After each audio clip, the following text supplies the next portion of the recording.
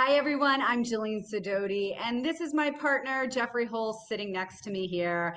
And this is the Last Life Ever podcast, where we talk about how to live the best version of your life. We share stories from individuals and other people. It looks like Jillian just froze right in the middle of the introduction, but I'm very excited about the guest that we have on today here. Welcome back, Jillian. You know what happened? I had my cell phone precariously set on my computer, and it slipped down and hit airplane mode on my computer and shut my internet off for 2 seconds. Oh, so I apologize to everybody. And what I was saying is, I'm very excited about today's guest. Why don't you tell us who we have coming on today? So we have Lindsey Dinneen, who she has this awesome podcast called Artfully Told. And she's a professor, she's a dancer, she's a teacher, a mentor, just an overall artist. And she's out there living her best version of her life. And she wants to teach you how to make your dreams come true. I'm very excited about talking to her. So let's bring her on. Well, I will tell you, just before we do that, I want to say one thing, and that is I was previously on her show, and it's great. And that's the reason she's on today, because after I went on her show, I was like, you have to come on our show. So very good. Well, I'm excited to hear about that. And all of you, if you want to learn how to make your dreams come true, you better watch this interview. Help me, my brother, can you lend me a hand as I walk through this land of confusion? If we give to each other, then there's nothing to take. Let's live life for the moment before it slips away.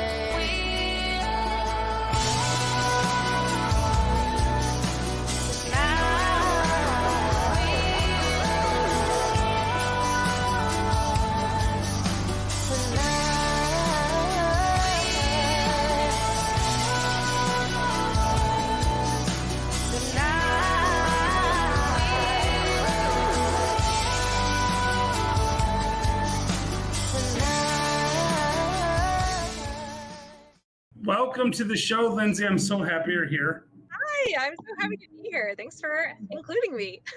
Oh yeah, no, I didn't know what to expect on your show. I think I shared that with you when we were talking before we did it. But we met in a podcasting group that we're both in, and I heard the concept of your show, and I was like, I have to do that. I have to tell my story about how art's impacted my life, which is really what your show is about. I would encourage people to check that show out, where I think it's released now. I don't remember for sure, actually. I apologize. Pretty sure it is. But we'll put that in the show notes so people can find it. How did you come up with the idea of doing the podcast about how art impacted people? So Artfully Told came about, it's kind of sort of part of my whole story, I suppose, because it's sort of a branch off of where I was coming from anyway. But so when I started my own professional dance company, I started hearing comments from people who would come to our shows and say, thank you for making the storyline so clear, or thank you for providing some notes or something like that, so that they kind of had a better idea of what was going on, especially if they weren't dancers or didn't have that background. And I kind of started digging into what they were talking about more, and came to realize that a lot of people, although they think that they want to appreciate art, they might go to a concert or an art gallery or something like that and find that they really don't know what's going on, and then feel dumb or just like, if they hadn't had that growing up, and just that sort of feeling of, I don't understand this, it's not for me. And it just kind of broke my heart, because I don't think that every kind of art is for every single person, but I do think that art is for everybody. And if you find the right thing that speaks to you, it can literally change your life. And so I wanted to bring people onto the show who could share these stories about meaningful encounters with art and how it's impacted their lives and what that's meant to them. So that's sort of how it came about. And I've gotten to interview some of the coolest people, Jeff included, and just talk about art and the way that it can bring, joy and inspiration, the way it can tackle difficult subjects, the way that it can just bring about so much goodness and change in the world. So that's the inspiration behind Artfully Told. That's awesome. No, and that's such a great point. I remember not so long ago, several years ago, I went to a dance performance, and it was like almost like an interpretive dance. And people I was with, they didn't get it, and they wanted to leave like during intermission. And it was a great opportunity to go like, these are interpretive dances. Every title of this is interpreting something. So now when we go back after intermission, watch it in that way, and then maybe we can discuss it later. So that's such a great point. I didn't even think about like how art can sometimes alienate if people don't understand it. Exactly. That's what we're trying to change and help kind of demystify art and artists and help people feel like it can be more inclusive. Now, you are a dancer, and you teach dance. And as Jeff and Karen Esser, one of our former Last Life Ever guests, know, I'm a terrible dancer. I should never dance anywhere ever unless I want to thoroughly embarrass myself and everyone around me. I actually remember seeing you dance a terrible dance just yesterday when we were out on the boat, actually. So I did a couple of terrible dances. Yeah, that's true. But it was very amazing because it was to Toto. Don't listen to him, Lindsay. Don't listen to him. But listen. So what draws you to dance in particular? And if somebody, let's say, wanted to get into dance as an older person, in their 20s, or 30s or 40s even, what do you recommend? Where do they start, and what kind of dance should they get into? Great questions. Well, I would say, so first of all, when I very first started becoming interested in dance, it was because I watched a video of the Nutcracker and fell in love with the costumes, not the dancing. So I started dancing for the costumes. And then it sort of came about. I was 4 years old, and tiaras, sparkles, how can you resist? And I still feel that way. So I guess nothing has changed really. But yeah, so that was my beginning. And then, through the years, I've realized about myself that the reason I dance is because it inspires my soul. It's this magical coming together of being able to interpret something, a concept, a story, or a feeling even, and put it into movement that's graceful and that's beautiful and that can really just speak in a different way than I could maybe explain with my words. I mean, you might feel something if I tell you what it is, but if you see me dance it, it's just this whole other level. I just love it. But for people who are interested in getting involved, I would say that is actually an area that I love the most. I really cater to. So I teach at a community college, and most of my students have zero background. They're coming in as adults. A lot of them are very timid to step foot in a studio because it's like a big deal to go out, and I'll get questions like, well, do I have to wear a leotard, or is it gonna be, exactly, is it gonna be a bunch of 5-year-olds in the class with me? Well, no, it's just fun. So I kind of took that concept and also put it online. So I actually have a whole bunch of beginning online dance classes that are designed for people who've literally never done anything in their entire lives. They probably feel awkward, and it's just a way to introduce the concept. So I love it. I would say, a lot of times there are good community college classes available. If you want to go online and take even my classes or somebody else's, there are lots of options to do that in the comfort of your own home. And then in addition, I would say, as far as the style, ballet is considered to be the foundation of all dance, right? If you start there, then you can go anywhere.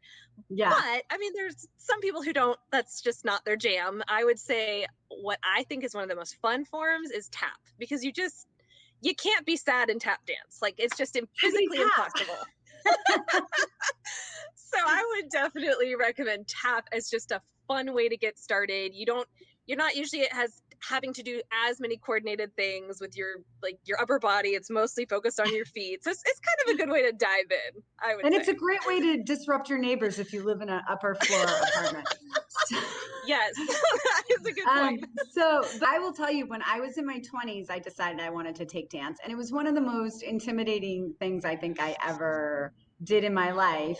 I was in my 20s and I wanted to take ballet. And so I was in a class with like some older teenagers and it was fine. But what was really awesome was right after my class with the older teenagers for ballet were two classes, a jazz and a tap class, with women who were actually much older than me. Like I was in my early 20s and these women were in their late 30s and 40s and even 50s. And they were dancing for the first time in their lives. And they didn't give a rat's ass about what anybody thought about what they were doing. They didn't wear leotards. And so, for any of you out there that are, thinking I want to take a dance class, but I don't know where to start, Lindsey's absolutely right. There's a lot of freedom and you just have to find the right group. And I would highly recommend going and taking some of Lindsey's classes online first. And that way you have a little more confidence walking into that classroom. Right. Jeff, you going to take any dance classes? No. Oh.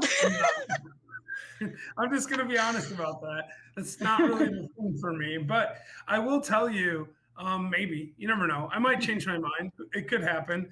I love live entertainment. This is something that I don't know if I've shared on the show before, but I tell people all the time, like, I don't actually care what kind of live entertainment it is.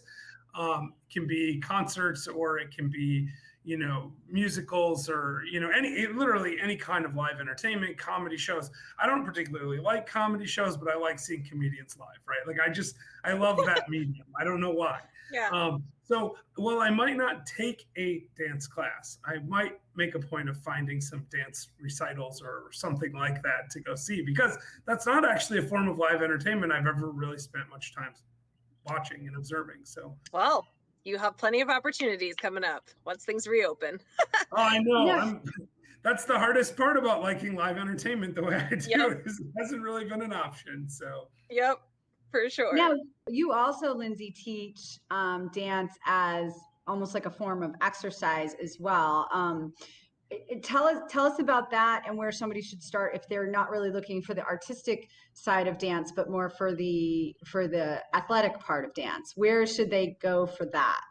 That would depend on the different kind of interest levels you have or what sort of speaks to you about combining the two. But I would say that there are some really good hybrid options available now. So things like, they're called bar classes, where it's a lot of ballet inspired movement that then, you take, but you do like an hour that also maybe includes weights, or it includes like a whole series of ab exercises, or you'll hold a plank or something like that. Those kinds of hybrids are probably, I think, the best bet.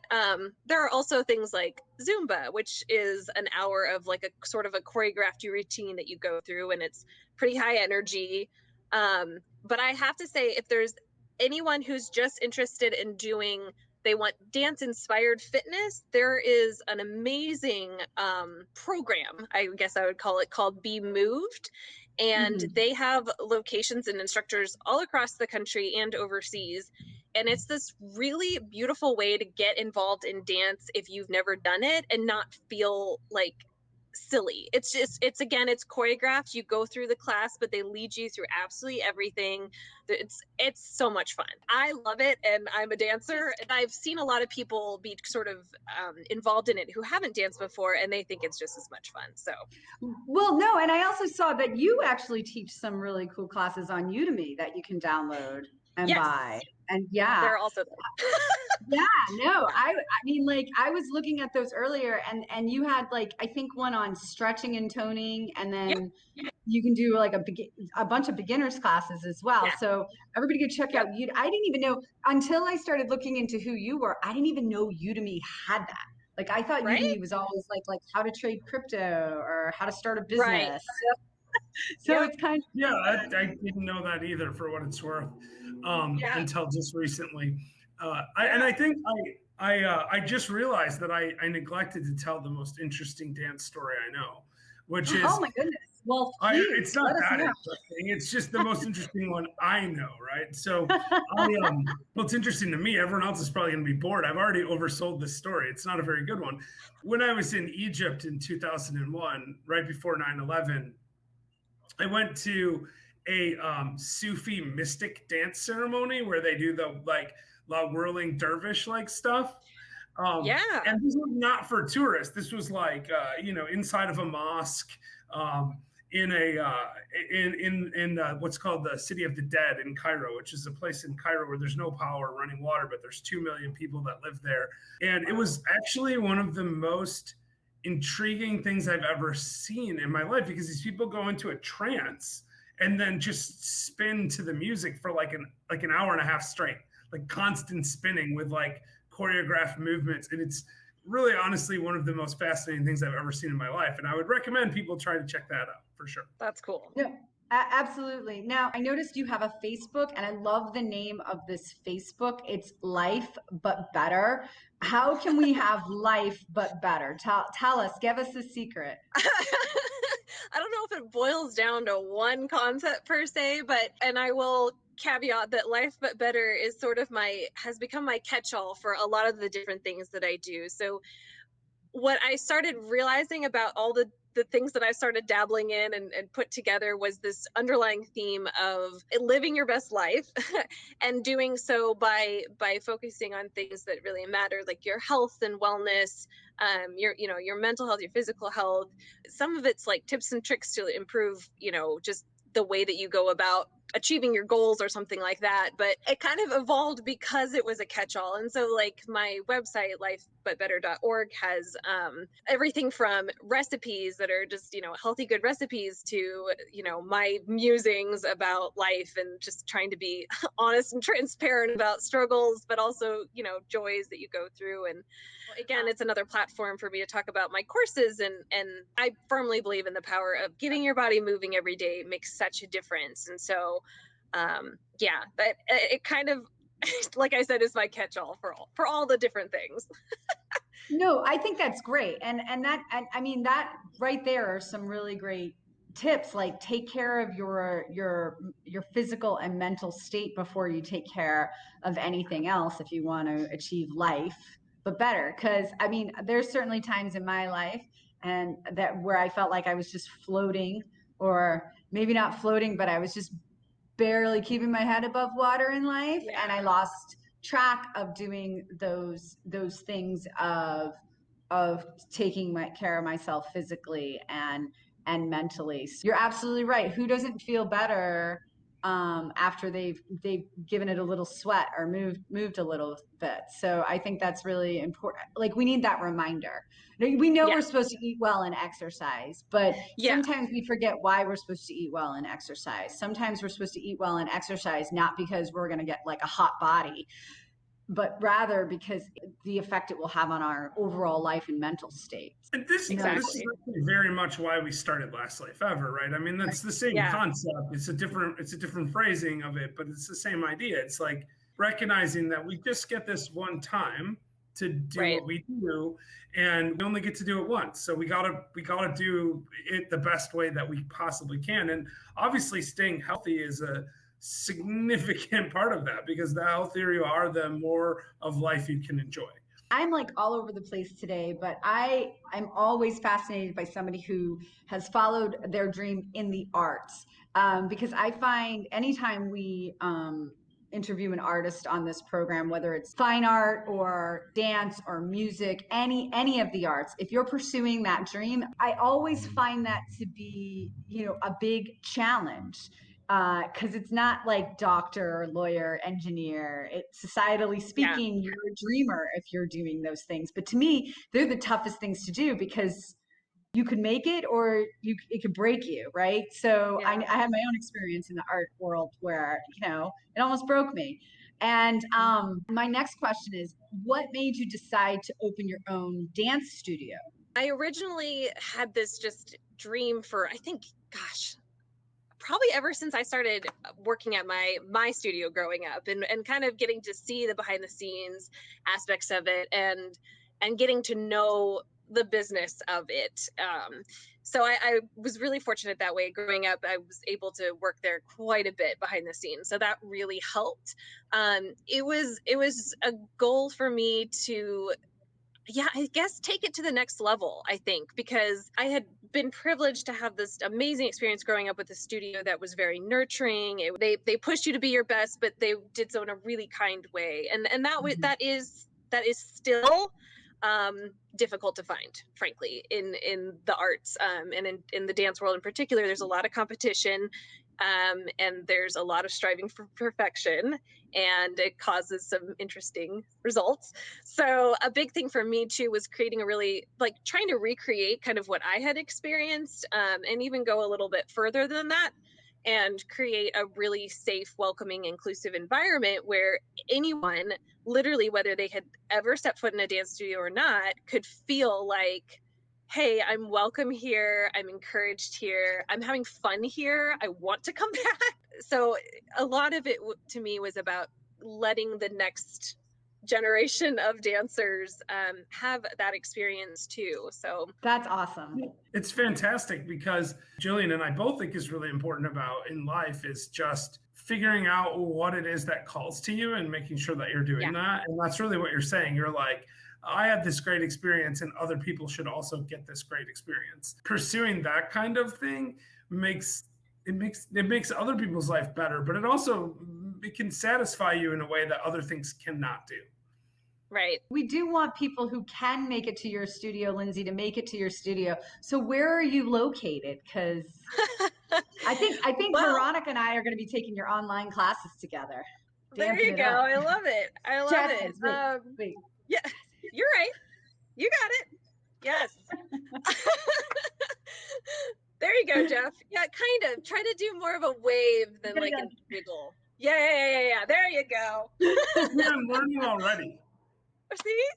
You never knew. Long story short, the physical location I had in the past was shut down last year due to COVID. So I actually teach out of my home now, which I actually love all the more. So I am based in Kansas City, and that is where the studio is. Then online, you can do it from literally anywhere. So that's always a good option too.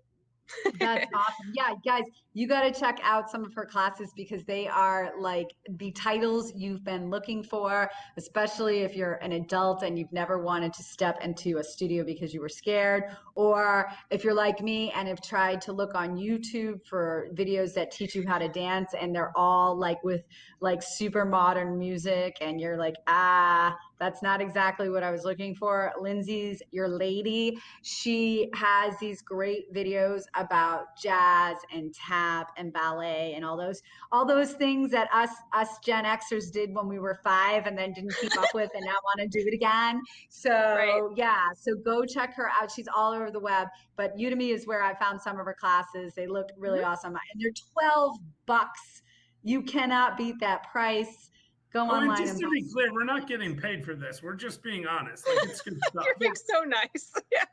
No, I mean, like, honestly, I'm not joking. I find this to be, I'm inspired. And it's funny because Jeff and I both work, we really believe in mentorship and working with life coaches. And we both have our own respective life coaches. And my life coach has been telling me for weeks to get into a dance class. And I'm like, no. Well, then this is serendipitous. Yeah. So now I can't give her the excuse that, I just don't have time or I haven't been able to find I can't even try that nonsense. I'm actually, I just got done texting her to tell her about this. So. Oh, there you go. Thank you. Thanks for telling on me, Jeff. I know. I did not do that. I think we have one really important last question for our friend Lindsey, and what is it? We have a last question already. Is the time up already? It's close to it, bud. I'm sorry. I know you were having such a good time. I know, we really are. All right. So one question which we like to ask every person that comes on the show, at least for the last several months since we decided that we have a question that we ask every person. Question. It's ridiculous. Oh, yeah, sorry. Wait. What was the question again? You've confused me. No. What the question is, what does living the best version of your last life ever mean to you? I think that living your best last life ever is when you pursue your dreams and goals with unrelenting passion and grit, because it takes a lot of that, and really choose to spend quality time with people that you love, and people that bring you inspiration and joy, that challenge you to live your best life. They don't leave you where you are or were, but they encourage you to be and do more. Sometimes goals seem very, very overwhelming when you look at them with like a big picture approach and you think, okay, my next goal is to, I don't know, create a course on Udemy, for instance, and that seems really daunting. I think when you break it down into small, manageable chunks and you just start one little piece at a time, it actually becomes really achievable. And I realized I strayed off topic because I went into my advice side. Keep going. No, we love it. I think there are a lot of times where we get these great ideas, we have these dreams, we have these goals. A professional dance company, for instance, was always a dream of mine to have, because I love choreographing, I love performing, and I love teaching, but it's a huge undertaking. So it was sort of always in the back of my mind, like, oh, I'll do that someday. And what ended up happening was I started with one show. I launched the company at the Kansas City Fringe Festival, and it was kind of an experiment, like, this is the first time I've done any of this. Let's see how it goes. And, even that show was a big deal, but, you just break it down and you do one little step at a time. Consistency is key. And when you're consistent and you're willing to ask for help, and then accept that help, and you're willing to say, yeah, I have no idea how to do that, and then learn how to do it, then all of a sudden, here you are, and you have this professional company that gets to do really cool things, or whatever your dream is. So I think dreams are very achievable. And I think that it doesn't matter what you want to do, if you can break it down and just tackle the action steps one at a time, then all of a sudden you find yourself living that dream. I got so much from that. Number one, when you have a big goal, chop it up into smaller goals and just get started. Number two, don't be afraid to ask for help. And number three, when you do ask for help and somebody's willing to give it to you, best take it. All those three things, ladies and gentlemen, are harder than they sound. It's like a super simple concept, very hard to do, especially if you're somebody out there like myself who's not used to asking somebody for help and then accepting that help. Excellent advice, Lindsey. Absolutely excellent advice. And thank you so much for joining us today. I'm going to sign up for my dance class, me and Veronica, dancing it up online. Woohoo! You're going to make me do this, aren't you? Yeah, we're going to do a dance class together. I think we should do you remember the time when we did? Do you remember the time we did the Facebook Live praise dance off? I did. I remember that. And that's why I said Karen Esser knows how bad of a dancer I am. I just would like, but I think if I learned ballet, I'd be a better praise dancer. It's probably, I don't know. I thought you were doing really well when we were doing that. I remember we were like doing our daily walking videos back then before it got too cold and we wussed out on it. We gave up because we're little babies. It doesn't take much. And I live in Southern California, so wrap your head around that one. It's too cold in Southern California. It's too cold. It's like 52 degrees. I can't take it. I'm so sorry, everyone. No, we're going to get back to that. Well, Lindsey, thank you so much for being here today. I for one, very much appreciate it. Everybody else, stick around. Jeff and I will wrap up the show.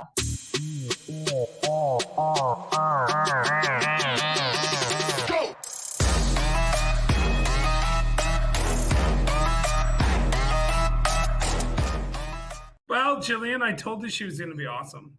It was awesome. That advice at the end, I know she thought like, oh, I'm veering off topic and this is really basic, but that's the advice people really need to hear. Actually, the advice that she gave at the end reminded me of the video we did on goal setting, like back in February or something. So we'll have to dig that up and put that in the show notes as well, because that in like 2 seconds, she covered most of our videos. So well, I mean, let's start with this. One of my big goals, as you know, Jeff, and a lot of people who are watching this know, is that my big goal is to have Last Life Ever be a raging success that transcends, this podcast. Well, we're already a raging success, Jillian.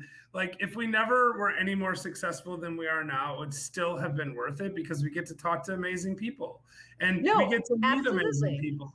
But the big goal has always been from the beginning, when I first came up with the concept and when I first talked to you about it, and forever has been to help as many people as possible.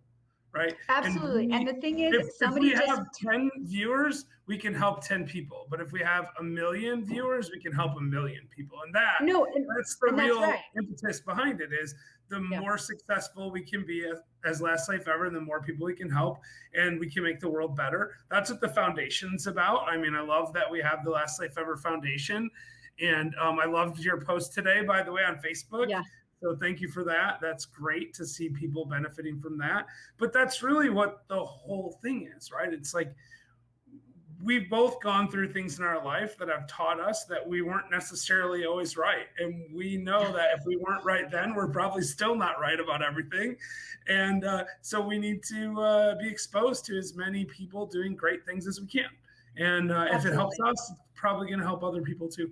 That's really what it's about. I don't want to be obtuse with people who are listening to this on the podcast, but for those of you that don't know, we started a Last Life Ever Foundation many months ago, and we occasionally give out grants to those deserving people who are going through a hard time or just need a little pick-me-up in life. It's really, the Last Life Ever Foundation is really about helping people, just regular old folks who just might need a little something. In this case, a friend of ours, Kathy Crow, alerted to us that there was a woman who had a life situation that has changed her life forever. And so she has struggled for the last 4 years. And so we decided to give her a grant. And this is the message we received the other day. I just walked to the mailbox and found a package from Last Life Ever. I opened it before I even made it back to the house. Upon opening it, I was in shock, stunned. My mouth dropped in amazement of how good our God is. I'm not sure why you picked me for this grant money and a day at the spa, but I cried tears of joy, but mostly from an overwhelming feeling that I was not alone and someone cared about me. That grant is so needed. Thank you so much from the depths of my soul. The spa day will be amazing when I can get another nurse to stay with my son so I can go. It's been a long time, about 4 years since I've done anything for myself, and I need this. So that's what we did. But the point of the story wasn't to brag on the show. Yeah, but the point of the story wasn't to read that, but you had alluded to it. The point of the story was I called Kathy to say, the person you nominated is so grateful for the nomination. And she said, well, what are you up to? What are you doing? How are things going? And I said, we're just not moving as quickly, as fast as I would like. And she said, why don't you let me help you? I'm sitting around. I have nothing to do. Let me help you. And I did the typical Jillian thing, like, well, you don't have to do that. I'm calling Kathy as soon as we get off of the show, by the way. I will let you help, Kathy, I promise. That's why what Lindsey said in that answer, even though she felt like she's going off topic, was so incredibly important to me. So thank you, Lindsey, so much. Jeff, what else do you want to talk about? Okay, so we only have a couple of more minutes, right? I mean, because we really do have to wrap up. We've done the longest end show wrap that we've done in a long time. We used to do this all the time, just get off topic. But you see my hat? What do you think? Pretty nice, huh? I love it. I love it. I don't love it as much as my hat, which for all of you, this hat was almost lost forever. And Jeff would not let me forget that it was almost lost forever. We went on a boat ride yesterday. Myself and my family, Jeff and his two business partners, Travis and Brian. I can honestly say, I know you're supposed to say like the birth of your children is the best day of your life. Your wedding's the best day of your life. Yesterday was one of the best days of my life. That makes me so happy because, we almost, didn't have that happen. Like it almost was, you weren't there and you were able to come at the last minute, and that was awesome. And it was so great to see you. And then we're on the boat all day, right? Like 9 o'clock in the morning till like 5:30 at night. And we get off the boat and you just like jumped in your car and left. And I was like, because it was a long day and I had one child who had a chapped butt. I mean, no, I totally get that. But like, I was like, oh man, I hope that they were okay with this. Like they weren't like bored and just like, we got to get away from these people. Oh, no. I have these problems all the time. And then when you sent me that message last night and said, this is one of the best days of my life, I was like, oh, thank goodness. Because I thought it was awesome. That's a universal. this is a universal thought. And the reason why I say, your birth of your children and your wedding, but like, I want you guys to think about it. I want us to reframe the best days of our lives. After yesterday, I'm going to start reframing the best days of my life, because the best days of my life were not the births of my children, and not because of them, but because usually birth is painful and awful. The best days of your lives are those days that come with your children. The best days of your lives are those days that you spend with your spouse. My wedding was one of the most stressful days of my life. I would never tag it as one of the best days of my life. I love my husband. But yesterday, that time I got to spend with my family on this boat in the middle of the ocean on a deserted island in Puerto Rico with my friends, having fun, just hanging out, and my son Tyler like wants to live and work on a boat now. Like that's how much he enjoyed it. He seemed to be really having a good time, and I was so happy, so glad they were all able to come. Yeah, and my son Tyler, for those of you that don't know, had a terrible year. He had COVID for 5 months. After he had COVID, he couldn't go back to school because nobody in California and half the United States, or the world for that matter, could go back to school. And he then got symptoms like, I don't know what you would call them. The long COVID thing, right? Like long hauler type COVID symptoms. Yeah. And feeling terrible all the time. And absolutely. And yesterday was probably one of the best days of his life. Back to the hat. My little boy took this hat, and we were on this deserted island. You swim from the boat to the deserted island. And he took the hat right in front of Jeff and I, and we weren't paying attention. Jeff and I are chit-chatting, and he runs down the beach, and we can't find him. He's gone. One of my other son goes and gets him, brings him back. And I recognize my hat's gone. And I go, where's my hat? And he goes, oh, I buried it for you, like buried treasure to go and find. And we couldn't find it. And we looked and we looked and we looked.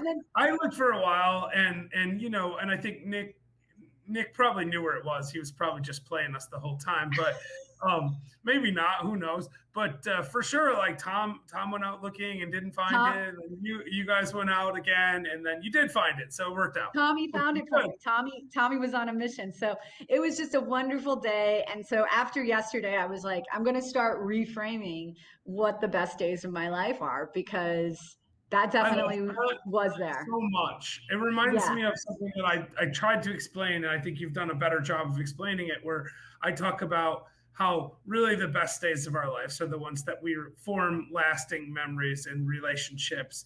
And for me, that was an amazing day. Yes, I would have rather my wife be able to be there. She's back at home working. But for me to have, 3 of my very best friends in the same place at the same time, having fun and getting to know your family better. I mean, that's one of the best parts about being in Puerto Rico. Like, I barely ever talked to anyone in your family before this trip. And now I feel like, all of you are family to me. So thank you so much. That's so sweet. Well, that is the longest wrap up we've ever done, but I thought it was really important to talk about that. Everybody, thank you so much for joining us. I had a wonderful show today talking to Lindsey, and we want to remind you of what, Jeff? To live the very best version of your last life ever.